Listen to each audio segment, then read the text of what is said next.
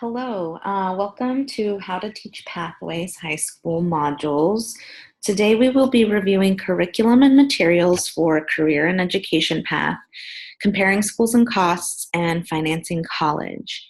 There are two additional modules that are a part of the Pathways program, Managing Debt After College and Managing Debt Accumulation, and you can find the How to Teach video for those modules on the Financial Beginnings Oregon YouTube channel.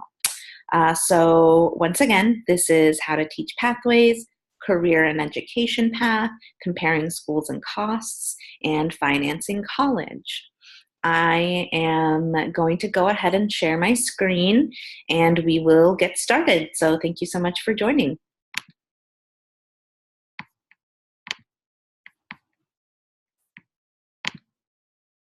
All right, so before we start, I wanted to take a few minutes to talk about what you can expect over the next hour and some of the intended outcomes of this How to Teach video.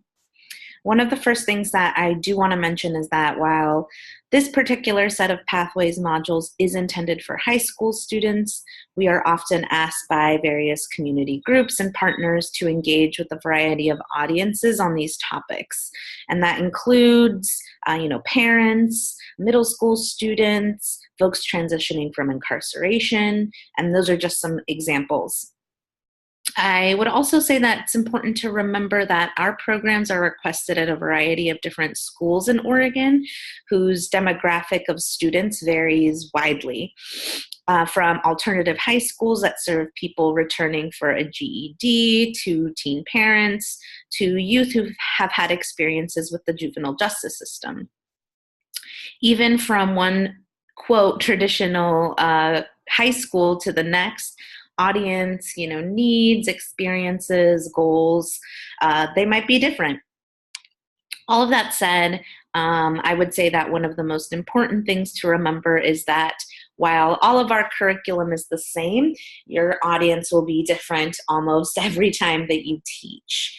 So it is critical that before you launch into just teaching, when you show up into a classroom or a space, that you gauge your audience and find better ways or find ways to better understand how you can think about and use examples that are going to be appropriate to the lived experiences of the people in the room with you. One caveat that I will add to this, though, is making sure that you're not conflating gauging your audience needs with making assumptions about your audience. And that's really the purpose of our How to Teach series, to assist you in preparing to teach these classes to a variety of audiences, to empower you to bring your own expertise and experiences into these spaces and into the classroom, and to make sure that you have the tools and resources to provide students and the participants in your classes with the things that are really going to make a difference in people's lives. So in addition, we will be going over how to sign in and access curriculum, where to find presenter materials and resources, and review some tips on using the presenter materials, the tools and the resources, and really making them work for you. So let us just sign in. As a reminder, you are going to go to finbeg.org here and sign into our website. You're going to want to make sure that you are on the Oregon site, which this is the address for. But if for whatever reason you are, at the Financial Beginnings Oregon site, you can always navigate at the top here by finding Oregon and clicking on it, and you will be on our site. To sign in, you can just sign in up here at the top. You can also hover over here on our volunteer tab, blue tab, and click on any of these to navigate to your sign-in page. And I'm going to actually go ahead and click classroom materials, because that's where we will be signing in. Great. If for whatever reason you don't remember what your credentials are, you can attempt to reset your password via email. there will be an option for you, will pop up an option for you to do that. But if that does not work, please reach out to us via email or phone so that we can troubleshoot. As a reminder, I know I kind of touched base on some of these a little bit, but you can navigate to your dashboard, which is where you will see opportunities that you are already signed up to teach for, or suggested opportunities that match your volunteer criteria that you can sign up to teach. And if you want to search for more criteria, you can also click Find a Class and choose some very specific features to search for, either like a type of class, a time of day, a date range, etc. And if it's been a while since you have gone through the volunteer orientation, you can find all of the content for that training in our volunteer handbook, which is located just at the bottom of the materials page here. Oh, and actually, it usually is located here where my arrow is. But we have been updating our site, and some things have been moving around. But in the future, if you ever need to find our volunteer handbook or the volunteer handbook, you should be able to find it here on this page. You can also access a volunteer orientation video training on the Financial Beginnings Oregon YouTube site. And you just go to youtube.com. Pretty easy to search, Financial Beginnings Oregon. And then you'll see this come up, and you can just click on it and find the volunteer orientation for this year here and review it that way as well. So now that we've found the classroom materials, we'll scroll to find the Pathways modules, which are located here in the center of the page. And we're going to go over all of the pieces. So the participant guide, and all of these you'll see that are linked. And once you click on them, I will here, this is the guides that students or the participants in your classroom will have when you show up to teach. So these guides will be shipped to participants at least 2 weeks before the class is scheduled to take place.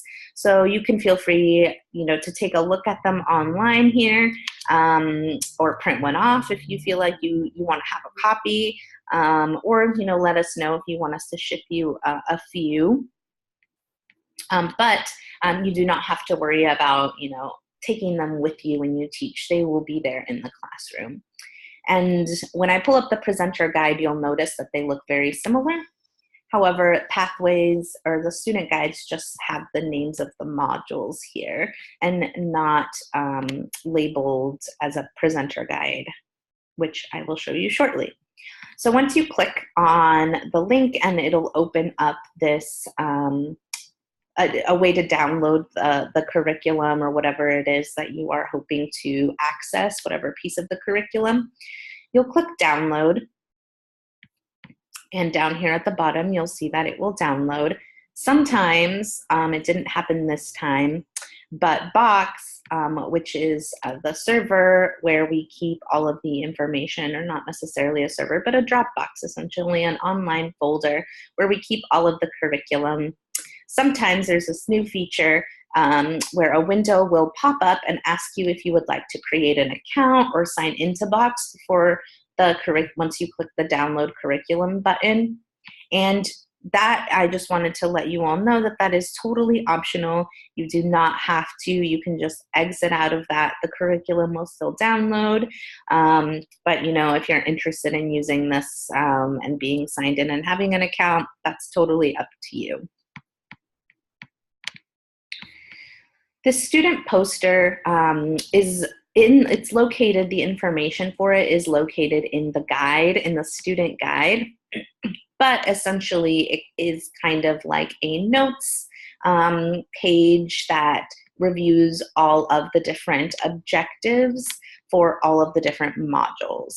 And like I mentioned, because Pathways earlier has 5 modules, we have our high school here, which we will be reviewing today, and the managing debt pieces, which are more for students that are already in post-secondary education or about to be. At least these topics are most relevant to that population. But like I mentioned, this is also in the student guide, which I will show you here shortly, this roadmap, so you don't necessarily have to worry about that. All right, so the presenter guide. I have already downloaded them, but you'll see it here, and I'll pull it up so that you can see what that looks like and how to download that. You would just click the download button here and download this presenter guide, but like I mentioned, it looks very similar to the student guide, but here you'll see that it says presenter guide. Perfect. And the PowerPoints. One unique thing about the PowerPoints is that, or not the PowerPoint, but the presenter's guide for the Pathways module is that it includes all 5 information on how to teach all 5 of the different Pathways modules in them.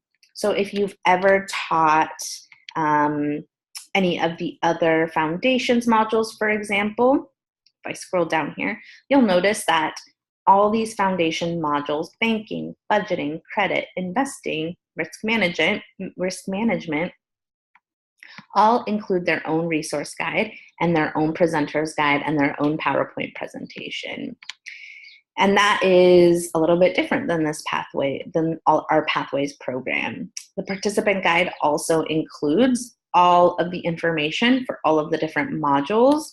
However, it is common for someone to request, standalone modules and Pathways, and that's okay. Just whatever class that you sign up for, if it is career and education path, for example, which in the coming weeks, we are just teaching that one module with middle school students in the Salem area. That is the only piece of the presenter guide and the participant guide that you will be referring students to and that you will be utilizing. And the only PowerPoint presentation that you will be using is this career and education path, for example. And this is what it looks like. Now, let me pull up presenter guide here. What you do want to do as you're preparing to teach, though, is print and bring a hard copy of this guide because it is your step-by-step how to teach resource, and you're going to want it in the classroom with you when you teach. The other thing you're going to want to bring with you is your PowerPoint. And PowerPoint should be printed. I recommend printing it in a notes view. And what that means is that you'll be able to see all this additional text and context as well as the slide. And I'll show you how to do that real quick. If you were to print this PowerPoint, you would just go to File, Print, and there should be an option in your print information to select a type of layout. And you're gonna wanna click on it and click Notes View. So what that's gonna do, as you can see here, is include all of the text and information underneath every single slide for you. So those 2 things I definitely recommend printing and bringing with you to the classroom. The other things that you'll wanna do with this PowerPoint is make sure to bring it with you on a flash drive, email it to yourself, and email it to the educator. And you're gonna be connected to the educator shortly after you sign up to teach a class so that you can communicate about the technology in the space. And sometimes, technology, doesn't function, or for some reason there was a mix-up in logistics, and now the class that you're going to teach is going to be in a space without a computer and a projector, or you just might not have access to that kind of technology, which is why, as I mentioned earlier, these materials are important for you to print and bring into the classroom. And because that way, as long as you have your PowerPoint, your presenter guide, and the students have their guide, you should be able to teach that class, and it will be, you have everything that you need to be able to do that. If you're not able to print hard copies of the materials, please feel free to reach out to us so that we can ship presenter materials to you in a timely manner and before your class. One new thing or additional piece that you will notice when you download curriculum this year, both in the presenter guide and in the PowerPoints, notes for preparation for the presenter or PowerPoint slide customization suggestions.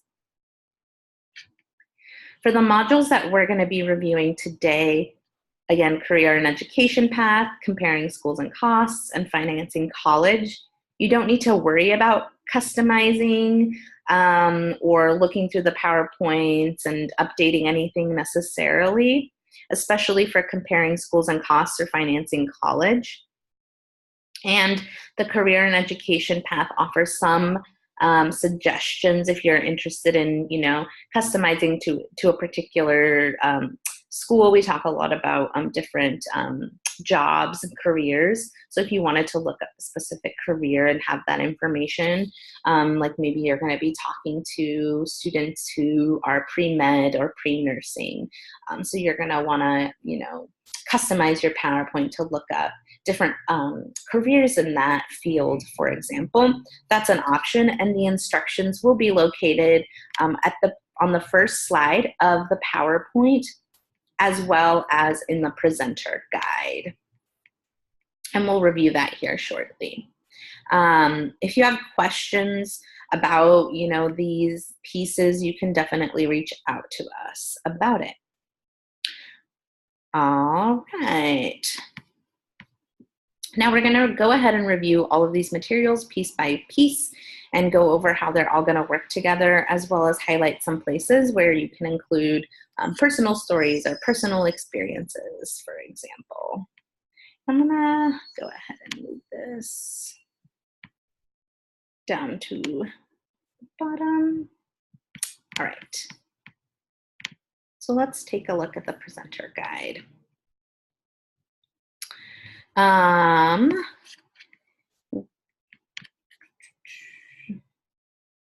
right.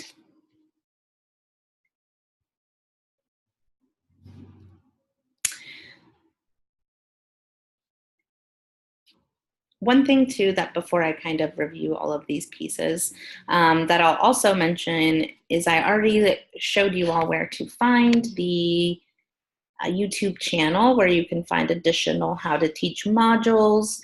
We're in the process of transferring all of our videos and modules onto that YouTube page, so it is going to take some time, but that is a really great place to find resources. And if you are interested in shadowing a class, that is always an option for you. You can always shadow a class when someone has signed up to teach. If you're interested in teaching a specific module, or maybe working with a specific community, for example, maybe you want to shadow a class at a homeless shelter or at IRCO, or Immigrant and Refugee Community Organization, and want to learn better about how to serve certain populations, that is always an option. And you can always reach out to us and let us know, but you're also always welcome and are able to search for those opportunities in your volunteer account using your volunteer dashboard and the Find a Class option. So this is the presenter guide, and you'll notice on the first couple of pages there is just some information about financial beginnings and welcoming you to the program. As I mentioned, we're going to be reviewing these 3 modules today on this video, and then you'll be able to find these 2 additional modules on the YouTube channel once we have uploaded them. This piece down here also just goes over how to use the presenter guide and all of the different tools and resources that are available to you as a volunteer. So the participant guide, the poster, which I mentioned was in the participant guide, the PowerPoint slides, and some of the additional online resources that I just mentioned. You'll notice a table of contents that reviews all of the different modules. So this is really helpful if you're only going to be teaching, financing college. You just can look at the table of contents and find what page financing college starts on, and you only need to worry about those pages in between. Here on the right, you'll see the first piece or the start of the career and education path. And all of our guides are set up to have the same flow. And so individual modules, while they have different information, do have similar structures, you'll notice as you teach more. And once you've taught, even if it's only one particular module, you'll really start to pick up on how to teach the other modules really easily and be able to teach an entire curriculum. So I'll try to highlight some of those pieces that are the same and how they can be helpful and how you can use them. So the overview and timeline here, this is, this will just kind of review all of the different pieces that you'll be talking about today, how long each should take, and what the objective of each of those pieces are, and then provides like a little summary about what should be going on during those pieces. Anything in bold is an actual activity, and for career and education path, there is one specific kind of self-reflective Lifeline activity that we'll review, but this table is really, really helpful, especially if you are, for example, in a class. You'll see there's some time suggestions here about how much time it should take. So this is really good for planning on your end. That way you can take a look at how long the class is that you'll be teaching. And we do our best with educators to schedule these modules for at least 60 minutes, 90 minutes, is ideal if you're doing all of the activities and really diving deep into the discussion. We find that 90 minutes is really the best amount of time to review all of this material in depth and make sure that students and participants receive the information that they need and get their questions answered. But, oftentimes, class periods, other factors mean that only 45 minutes or 50 minutes or 60 minutes are allotted for a module. And if that is the case, like I mentioned, this is a great place to look and start thinking about, okay, where can I plan to take less time? What do I really want to focus on so that we're able to get through the curriculum in the amount of time that I have? Every single module, I guess not just the first aspect of this module, will contain an icebreaker to introduce the topic and find out what the baseline of the people in the room is.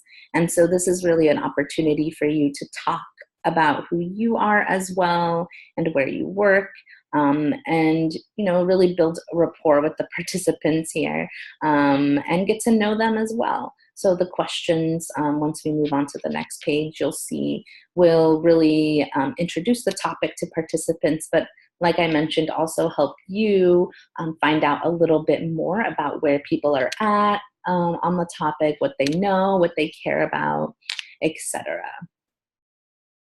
In addition, you'll also see these objectives, student objectives. And they are also located in the PowerPoint on one of the first couple of slides. So this is the icebreaker. And the slide will usually say, what are we doing today? And here in, not here specifically, but you'll want to review these with students. And we have, as if you remember, as a friendly reminder from the volunteer orientation, we have an 80-20 rule. So 80% of the material that we put together should be, delivered as packaged. We've done a lot of research and, been intentional about putting the curriculum together in a way that is going to be most effective and meet the goals and outcomes that we are trying to meet, as well as there are certain state standards that our curriculum meets. And so some of those things are things that, 80% of those things are things that we ask that you do not change. But this is part of that, these session objectives. So being able to not change these and read these out loud to the participants and refer to their student guide. They will also have these participant objectives located in their student guide. And you'll be able to direct them to those by looking at your presenter guide. It will let you know where people can find them. Let's see here. Session objectives. Let me see here. Well, you can also just take a look at the student guide or let students find the session objectives. They'll be labeled on the student guide and they should be able to find them, and you can all review them together. Maybe even make it interactive and have people, refer to them or read them out loud for you, for example.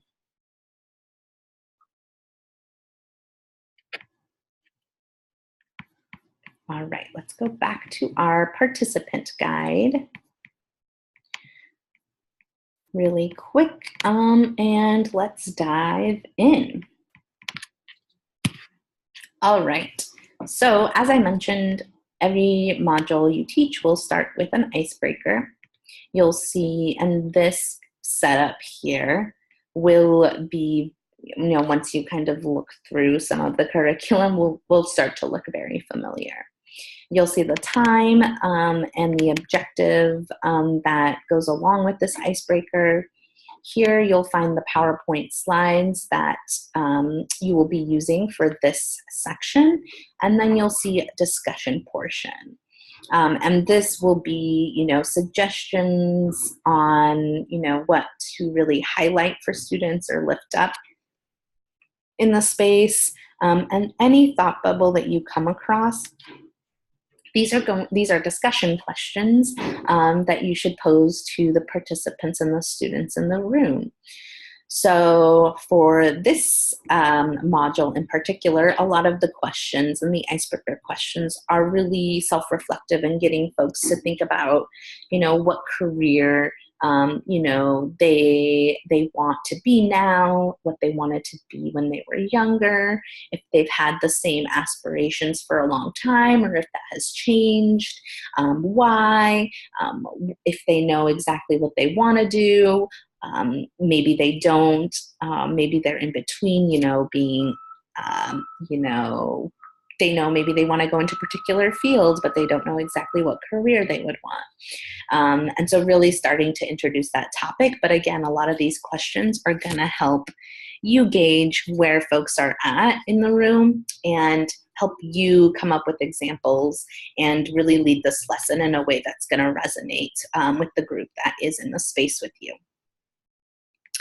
And then once the icebreaker, you take about 5 to 10 minutes to just kind of open up the topic, introduce yourself, and talk a little bit with students.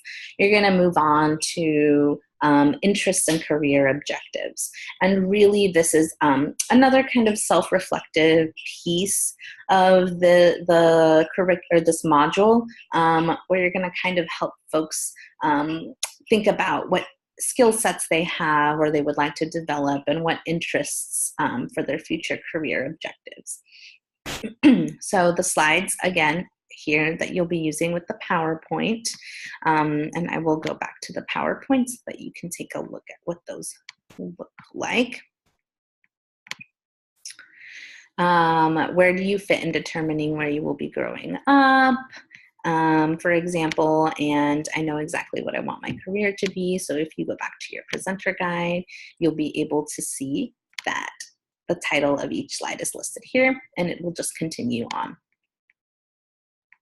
So this portion is really to kind of dive a little bit deeper into maybe and be useful for folks that might not have an idea about what they want to do, and kind of provides some questions to really help people think through some of those things. And you'll be reviewing some career, or not reviewing, but highlighting some examples of different careers that folks might be interested in, depending on different skill sets, salary ranges, etc. But also thinking about the other piece to finding a career that's going to work for you, and that is really being self-reflective and understanding yourself as a person, right? Because not every career is suited to every personality type. And so that is what this piece is really, or this section is going to go over. As you'll see from the presenter guide, there's a lot of different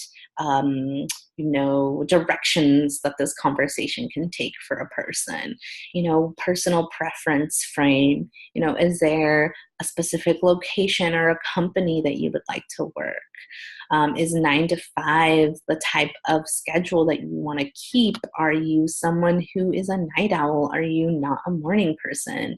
If you're not a morning person, maybe, opening up a bakery is not going to be the best career option for you. Also, having folks think about their skills and abilities initially, what are things that they are already good at or talented in? What interests do they have? And also thinking about some of, their achievements, their values, what they're motivated by. Are they really motivated by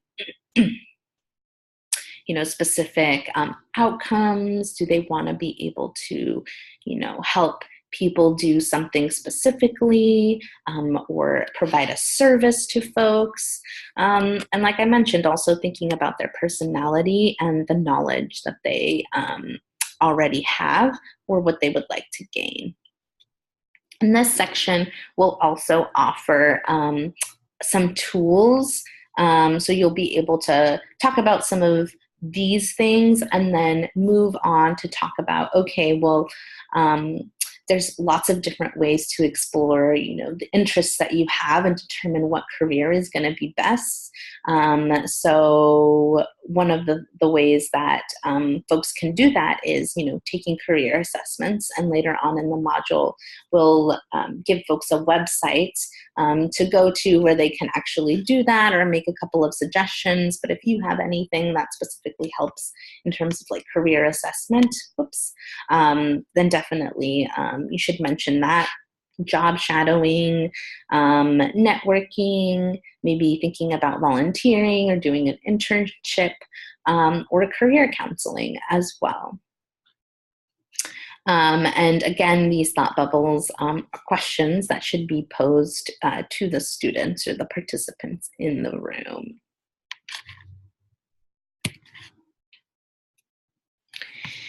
The next section of career and education path goes into talking about specific positions, like I mentioned earlier, highlighting some specific positions, salaries, and what kind of education might be needed for that specific career, or that salary range perhaps. So again, the PowerPoint slides that you will be reviewing will be located here.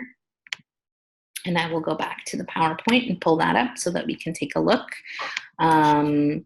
Here are some of the slides that we just went through with folks, talking about understanding themselves, tools to help them decide as well on the right career for them, that we just reviewed as well. And this is the start of this next section, which will be the ACT profile. Like I mentioned, this is the career assessment tool that we suggest for students to explore, and it's a really great resource because it will map out a career path, but it also talks about different positions within a certain career, as well as education, so school majors that people should look into if they are interested in that specific career or position.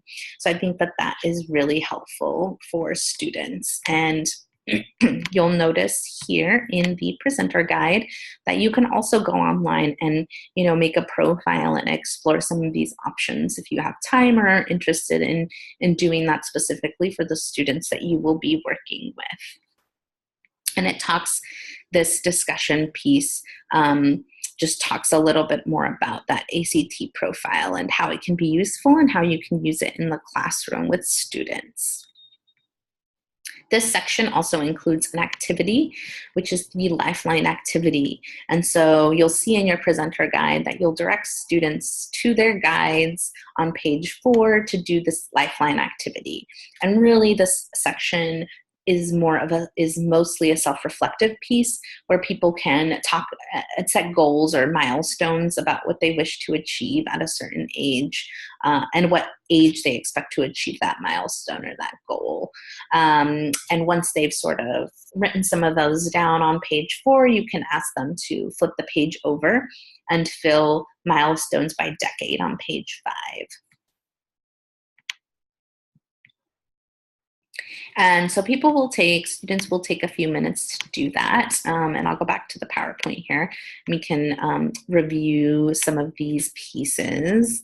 So between here and here, students will review or do the activity, and then you're going to go back to the PowerPoint and talk a little bit more about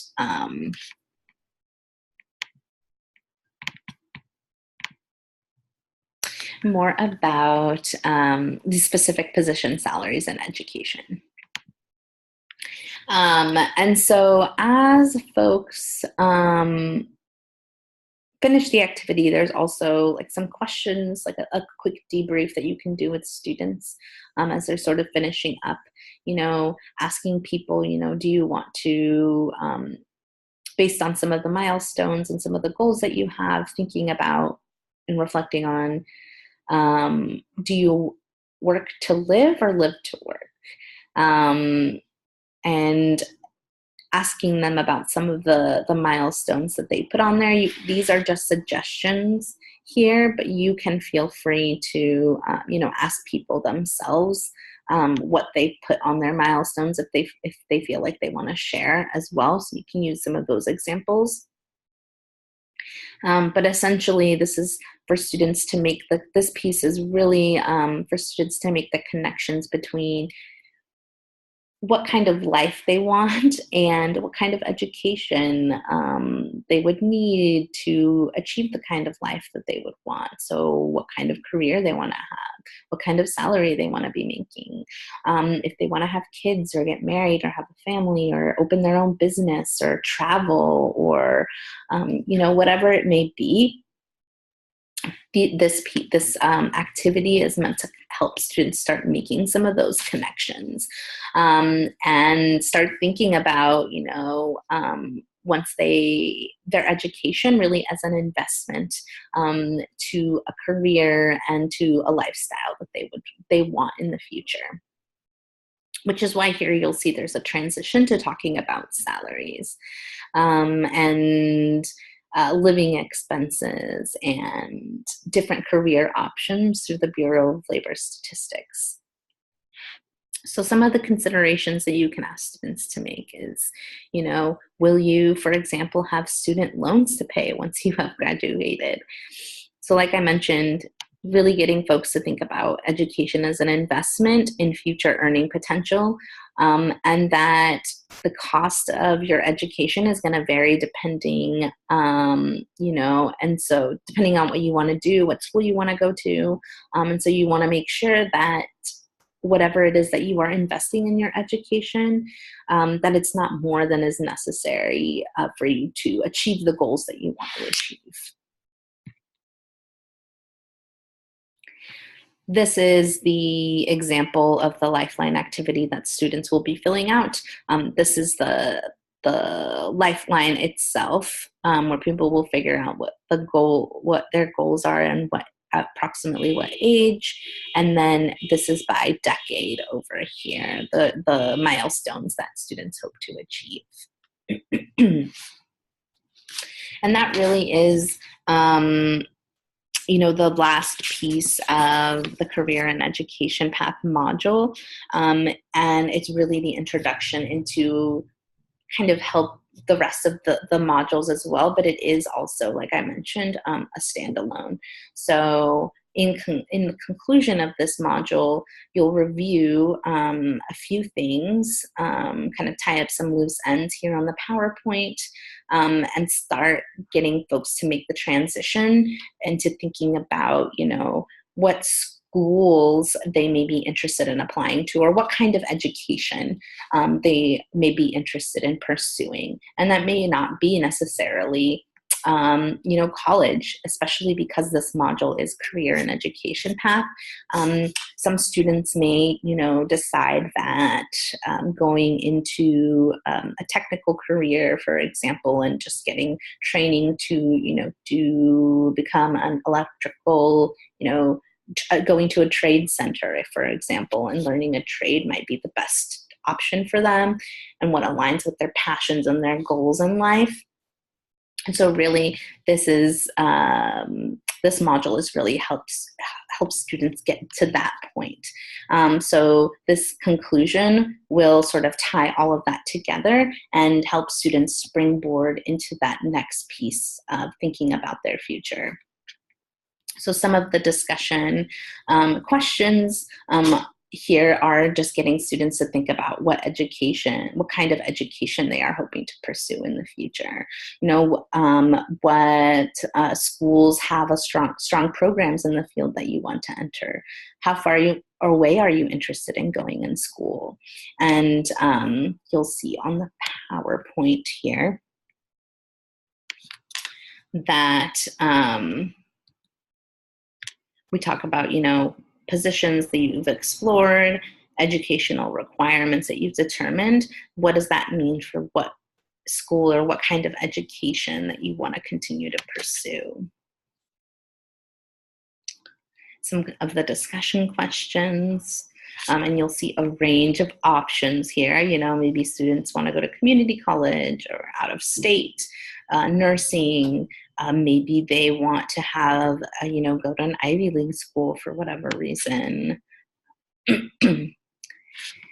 And the last piece is that you'll make some suggestions to students about, what's next, where to go, what can they do now that they have some of this information, or what can they keep doing.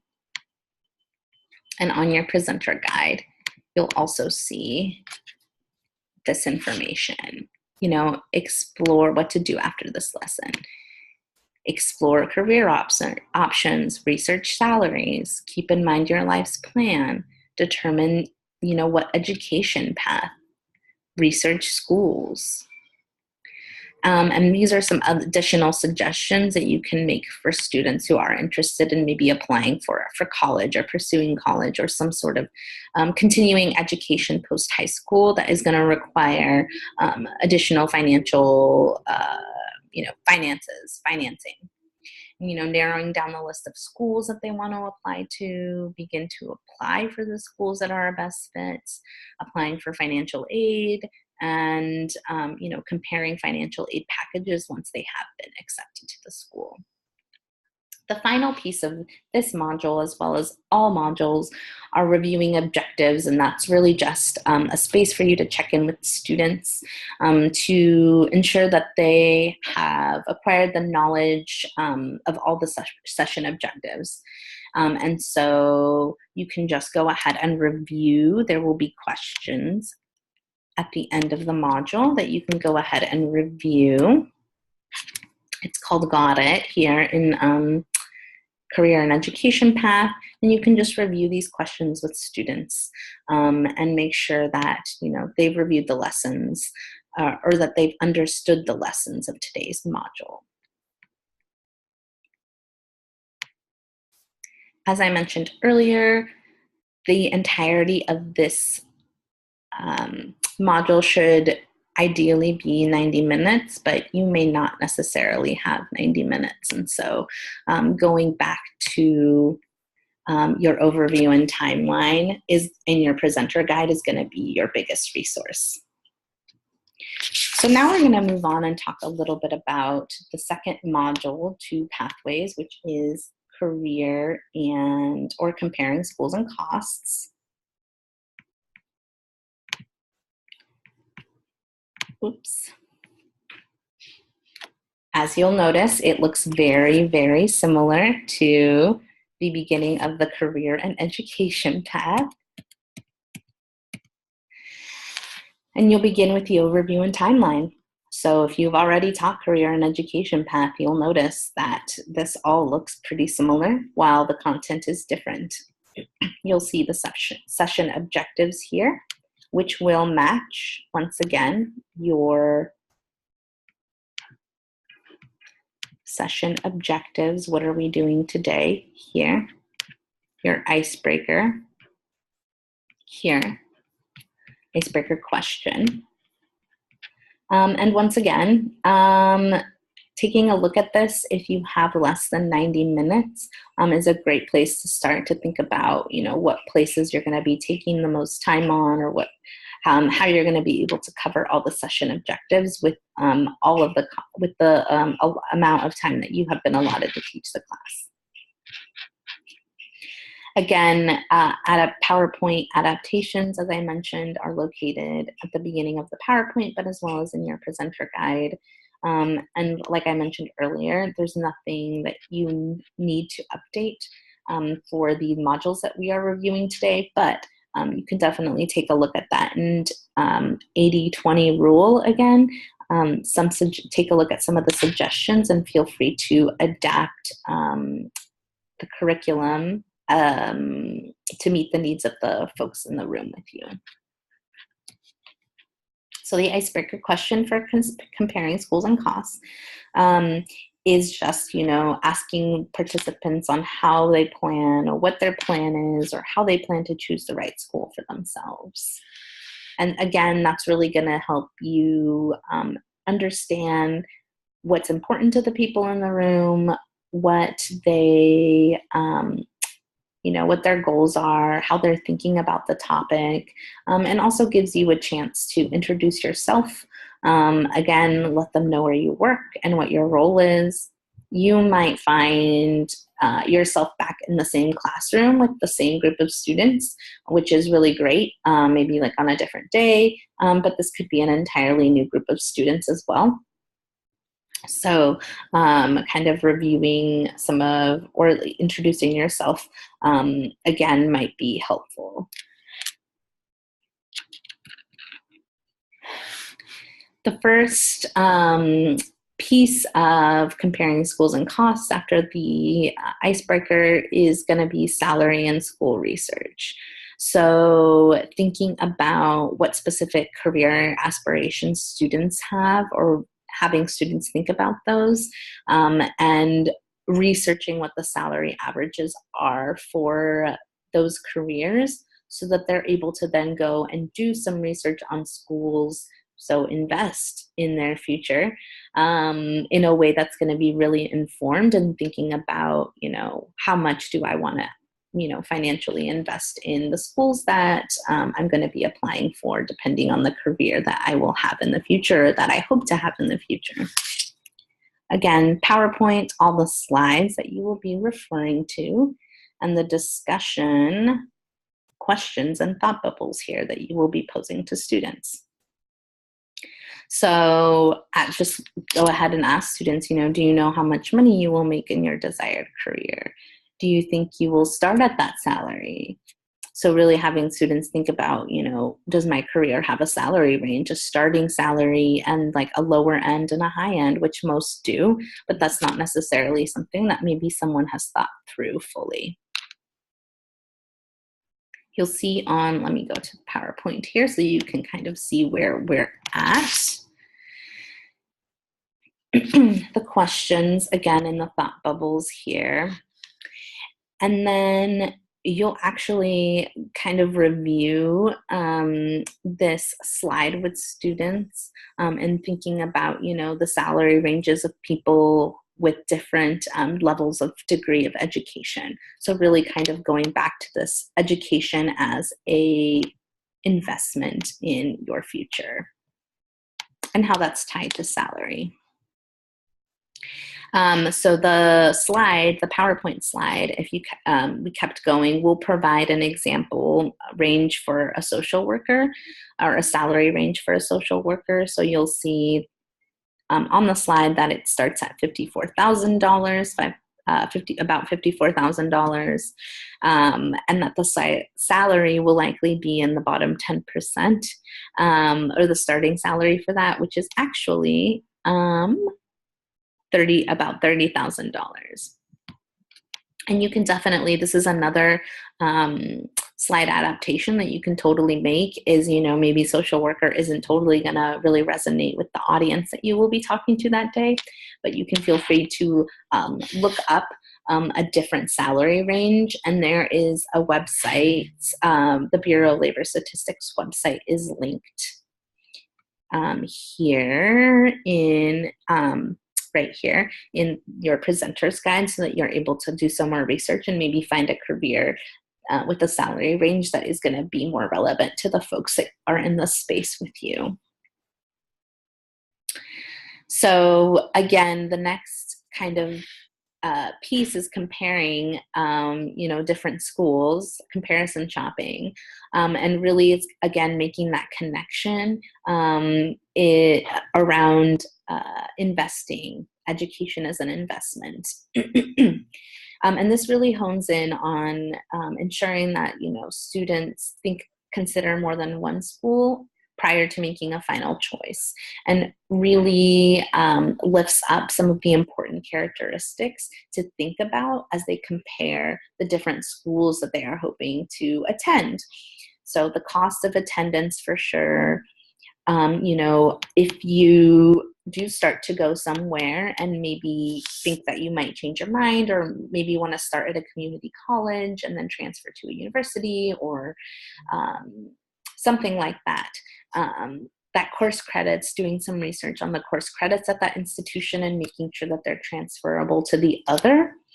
Looking at the graduation rates of the institution, how many students attend is great, and thinking about, wow, that's a big school, but how many students are actually graduating from that institution?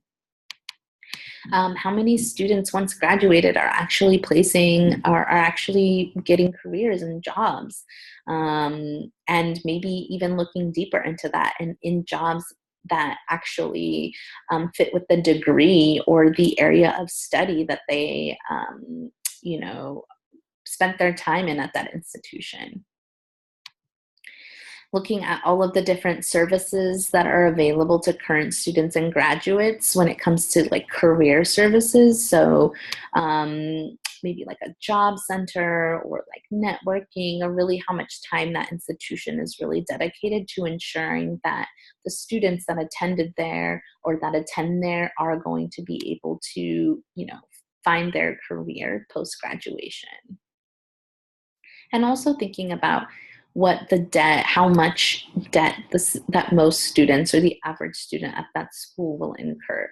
That's also like a good thing to really look at when comparing different schools and making a final decision. Another tool that you can suggest to students or that you can look into yourself before teaching the class is this College Navigator website. And it has a database of about, it looks like 7,000 colleges and career schools it's a calculator. It can help you calculate the costs of attending, and really kind of help provide some of this other information as well. So you'll be able to search and compare, location of school, degree type, the number of years of study required for specific careers, costs, programs of study, entrance requirements. So it really kind of lets you compare a lot of different aspects of what might be important to someone who is doing this research, all in one place. And what the College Navigator or exercise can help do is really get people to a place in this next section to think about, okay, well, maybe you've narrowed it down and some of these other aspects. So maybe it's got a great location, it's got the degree that you want, and the programs. And you're definitely going to be able to, based on the entrance requirements, there's a high likelihood that you will be able to get into that school. The next thing is really honing in on what the costs are going to be. So again, you'll see time, how much time it's going to take to review this section, and the session objective here, which is calculating the total cost of the school. PowerPoints, all of the slides that you will be reviewing, and the discussion. So net price calculator. There are usually these kinds of calculators. You might have seen them if you've ever, had people that you're helping, look at schools or compare schools and costs, or maybe you have, folks that you're supporting through school or helping through school. That folks can use a net price calculator to really calculate the costs of the school that it's going to cost to attend that school. The U.S. Department of Education also has one that folks can easily use and explore, plug in different schools into, and really, I think with any of these tools, reminding folks that it is just an estimate and that things are going to change depending on their situation, and also just depending on the kinds of grants and scholarships or financial aid that they're able to get as well. And some of these calculators do calculate some of that based on need, for example. But we also know that there's merit-based scholarships and scholarships based on other things that students might qualify for as well. So it's not 100% accurate all of the time. In the PowerPoint, you'll also see that there is comparisons of different schools and some screenshots of the actual College Navigator site as well, and how to use it. For example, this is the Oregon State University net price calculator. But it will also show an example of what net versus sticker price looks like. And also, you're going to dive a little bit deeper into talking about what that means. Oops, with students. Let's see here.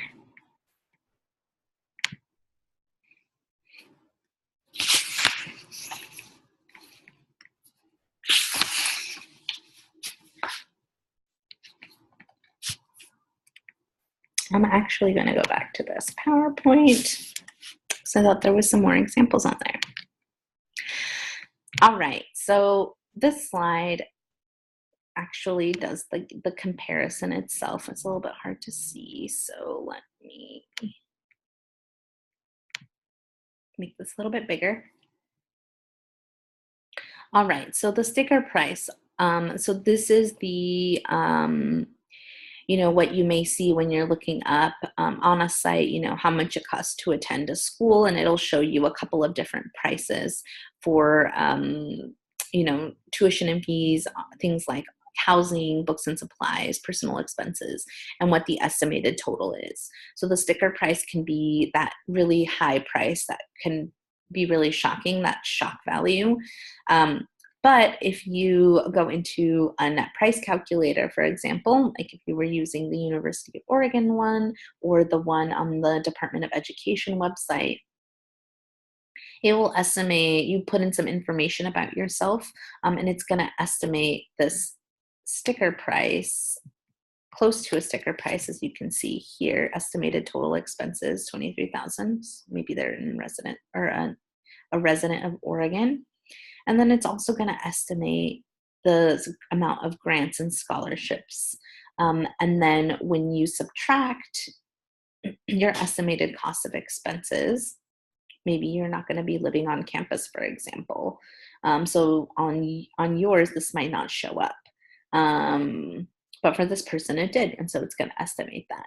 And once you subtract this sticker price or this total cost of attending by the grants and scholarships that you should be receiving, you'll get your estimated net price.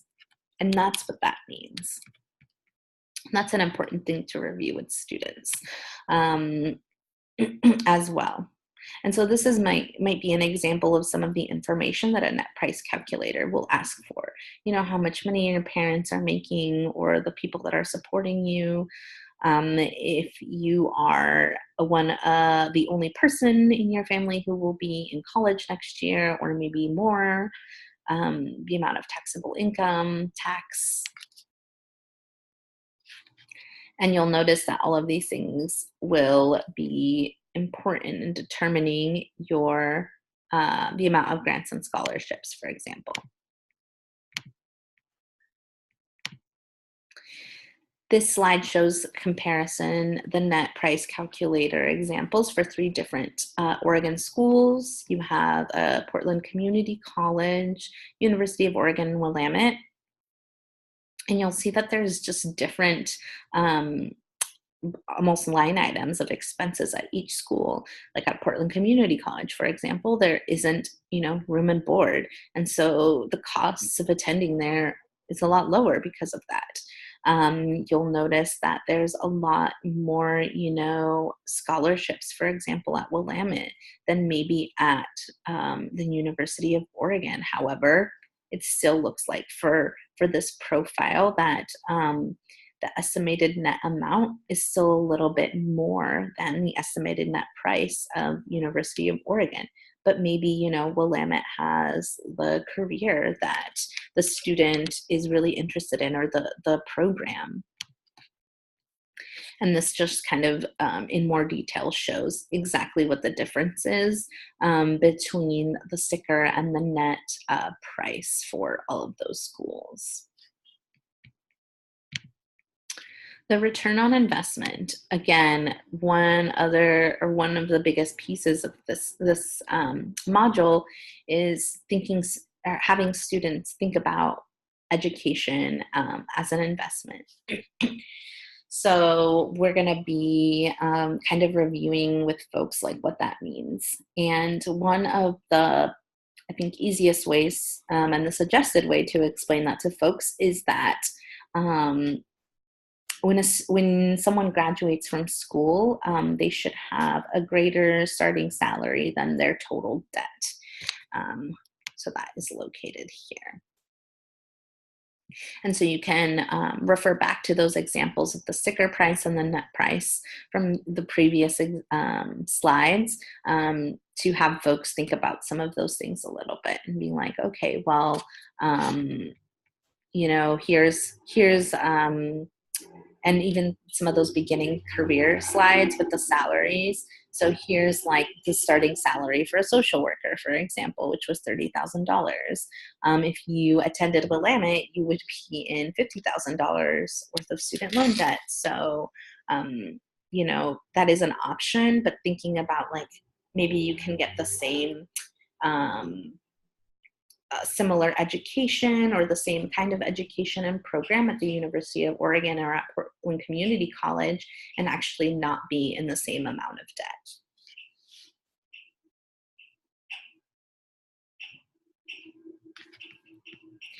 So some of the, we'll review in Financing College, which is the next module. This piece, Keeping Loan Debt Down, really is kind of like a precursor to really diving deep on ways to pay for school. But this just kind of gets students to start thinking about some of those things. So thinking about, if they have money set aside for school, or maybe parents or someone else in their family that has money set aside for school. And also making some suggestions as well to keeping costs down while they are in school or while they are going to school. So you will see on the slide PowerPoints here. Oh, this is the example of that I just shared with you all, your need for the U of O, the starting salary of a social worker. All right, so yeah, having money, if there's, money, our parents contributing, that's also something to start thinking about borrowing or taking out loans. And again, those suggestions on keeping debt low while someone is in school. So how to keep costs down. Talked about earlier, maybe not living on campus or moving out or getting a roommate, maybe if that's not possible, becoming a resident assistant or working on campus so that you're able to get, on-campus housing for free. Saving on books and supplies, some ways to do that, working while you're in school or when you're on summer break or other breaks. And, really making other decisions, for example, on transportation or food that can really keep costs down. Maybe taking public transit or biking instead of, having a car and making car payments and paying for gas. So really thinking about what are the options and how I can keep debt low and the costs for college down. There's also some options on saving. Or here are maybe what it would look like, options to save, maybe attending a community college for the first 2 years and getting a lot of those, a lot of coursework that may be transferable to a university, but not necessarily be needed for the specific career that you would want. You can save some money there and then transfer. Working during breaks or in school, buying used books or, sharing or being able to check them out at a library or something like that. And maybe working or having an internship as well can also help save money. And this just does, this slide kind of goes over the breakdown of how to be able to do the math on that return on investment kind of rule of thumb. So how are you able to think about taking all of these,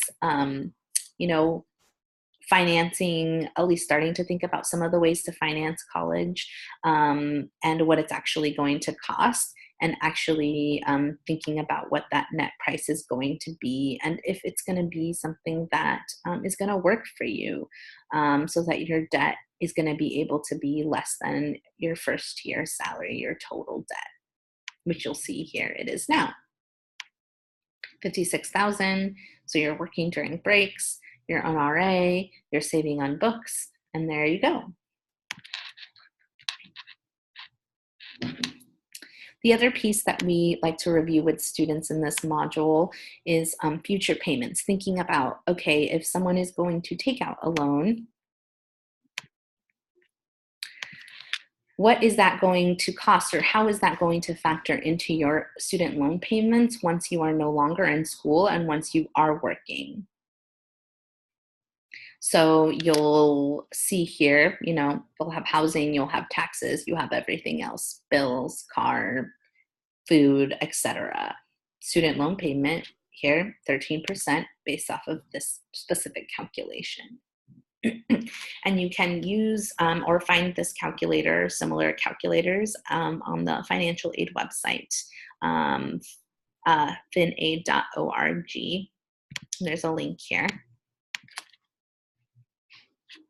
And so the last piece really is going to be of this module is reviewing or going back and making sure that students understand all of the different session objectives, which were on that last slide.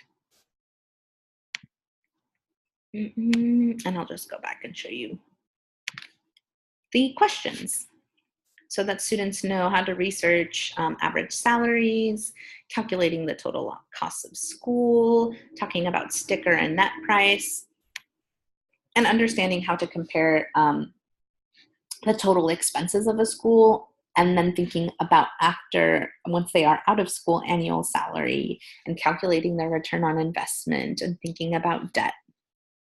So whenever you really feel like you don't have enough time or have less time than 90 minutes to cover all of the content, I think going back to the session objectives and then going back to the slide are also really helpful tools, just besides the overview and timeline.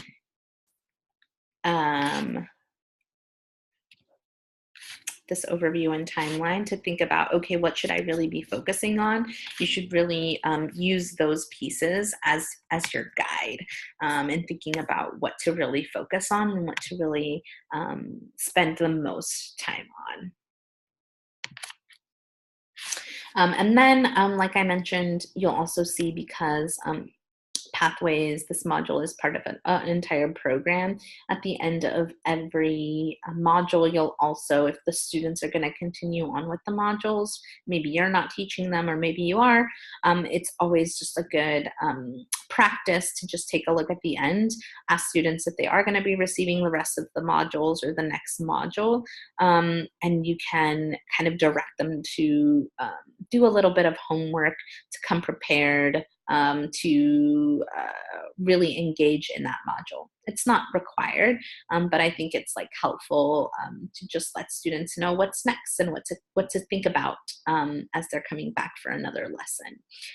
For financing college, asking folks to come prepared with cost projections for the schools that they want to apply to, if that seems relevant. If you're talking to maybe students that are a little bit younger, parents or something, that might not necessarily be as relevant, but if you feel like it would be helpful, I think that's a really good suggestion or a really good note to end on. All right, so the last module for Pathways, the high school Pathways, is Financing College. And you'll notice that this looks very similar to the two previous modules. So it starts with the session objectives, which are also located in your PowerPoint, the overview and timeline, the page numbers of the resource guide or the student guide that you're going to be referring students to. Again, all of the activities are in bold here. There's also a handout for Financing College, but you do not need to worry about the handout, printing off the handout and taking it to students. You can just go back online and find it. Let's see, where did it go? In the curriculum page, but can't pull it up right now, but that's okay. You don't necessarily need to worry about that. That will be shipped with all the materials and the guides.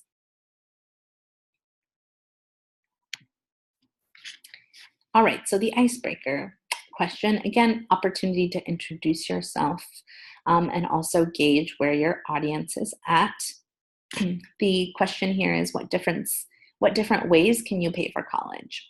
And so having people talk a little bit about some of the ways that they're expecting to pay for college, you'll get to know a little bit more about your participants, and again, an opportunity for you to share about yourself and maybe your own experience paying for college. Let me go ahead and go to the PowerPoint so that we can take a look at. Here is the icebreaker question and the session objectives that you will review with students. And some of this you'll see if you taught the previous module, that it is similar, but we find that reviewing the information is really helpful, especially on the points that we are trying to make sure that students take away. So you can review and make some more suggestions that are here, but like I mentioned, sharing your own experience is also really helpful.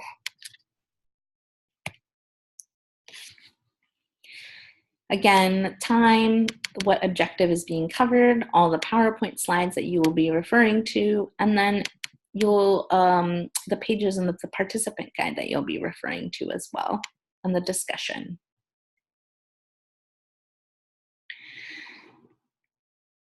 The handout here that we have online is, do you need money for college? It's a 5-page handout. It's located online as well, but we will also ship them with the guides. And really kind of what we're trying to explore here are the different types of payment for college and get students to really think about all of those things. Most people will, think about scholarships, loans, and grants. But one of the questions here that we really want to explore too is which forms of these financing do students or will people be required to pay back? And also thinking about if, maybe you're talking to a younger group of students that has no money set aside for college, maybe thinking about, starting to do that and how they can lower the costs of financing their college at a later date. So you'll really go in and review all of the different types of federal aid here. And you can also dive into some state-specific grants. Here in Oregon, we do have one state-based financial aid called the Oregon Opportunity Grant that folks can look into. But you can also do additional research yourself and be able to provide the folks in the room with that information. Scholarships. Diving into talking about the scholarship process. So really kind of helping students figure out, what kind of information they have on where to find scholarships and how to, what kinds of scholarships they have found and what surprises them about the scholarship information that they have found. And then if they haven't, there are some suggestions here on where to find or research for scholarships. So looking at financial aid offices at the schools that they're looking into. Sometimes high schools offer financial aid or scholarships for college. Federal agencies are a great place to look. As I mentioned, Oregon has a need-based financial aid program. Libraries are a great resource. Foundations, community organizations, local businesses.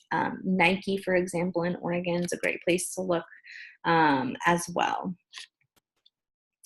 Employer, your parents' employer, organizations that are related to your field of interest. I know I mentioned Nike earlier, but maybe you're interested in doing marketing or communications, and looking into places that may offer you opportunities for scholarships in your particular field will be a good place to look as well. Loans. You'll also be reviewing with students some of the different loans options that they have federally, and kind of what each of those means for both them and their parents. There's also an option for private student loans as well, and kind of reviewing what all of those mean. And if you are, working for a bank or credit union, you'll definitely have a lot more information, I'm sure, to offer students about the different types of financing options that they might have. So you'll see on the slide that we'll review some of the different grants here and kind of go in depth, scholarship opportunities and where people can find them, and talk about loans and what loans mean and interest rates and paying back. And also talk a little bit about some of the differences between all of the loans.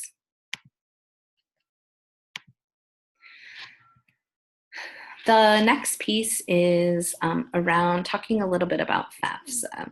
And I know this can be a little bit intimidating, but really it's just letting students know about the opportunity and what Fafsa is and the process of applying. So you'll talk to folks about what the Fafsa is, which stands for what is it? It's like free application for federal student aid.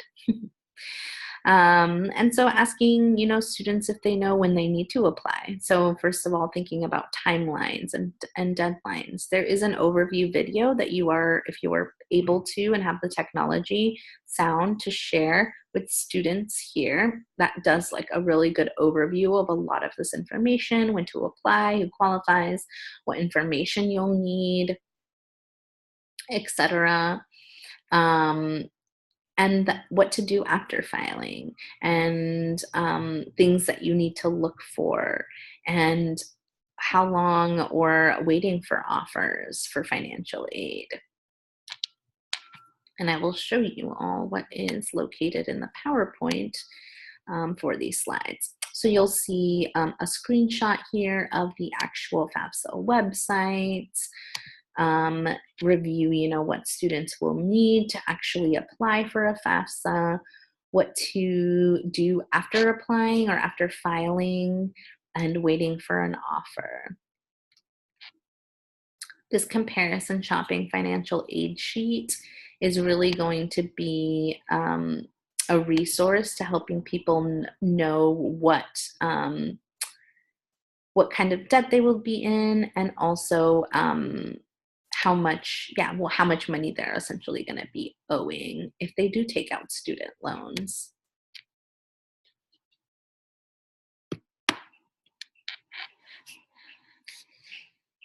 You can also, here in your presenter guide, it also lets you refer students to that sheet, which they can fill out if there's some time in the class and you have time to actually have students start filling them out. I think it's like a good way to answer questions if people have questions, just because it can be really confusing to think about like the amount of debt that folks will, not the amount of debt, but thinking about really diving deep into financial aid offers and what they're going to mean for each person individually. And really that is the last kind of big activity or piece to this module. The next couple of slides are really kind of reviewing the information, what's next, how to really stay informed about financial aid, and tools on getting ready for college and learning about, repaying student loans and post-college. And there is another video that talks about financial aid from the Federal Student Aid website. And you can totally, if you have the technology and the time, watch that with students. And then the last piece will just be reviewing the takeaways here and making sure and doing that final check-in with students to be able to go over the session objectives and make sure that they have all of the information from the objectives and all of that knowledge. And really, that is the final module for, here we go, for this Pathways program. And here, earlier I wasn't able to show you, but you'll see this Financing College handout, which is that handout that will be shipped to students. which isn't working for me right now, but you'll be able to pull this up. And yes, that is the end, as I mentioned, of the first 3 modules to the Pathways curriculum.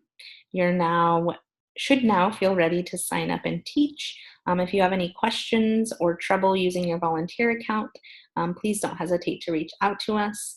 Thank you again so much for joining, and I'm looking forward to seeing you in the classroom.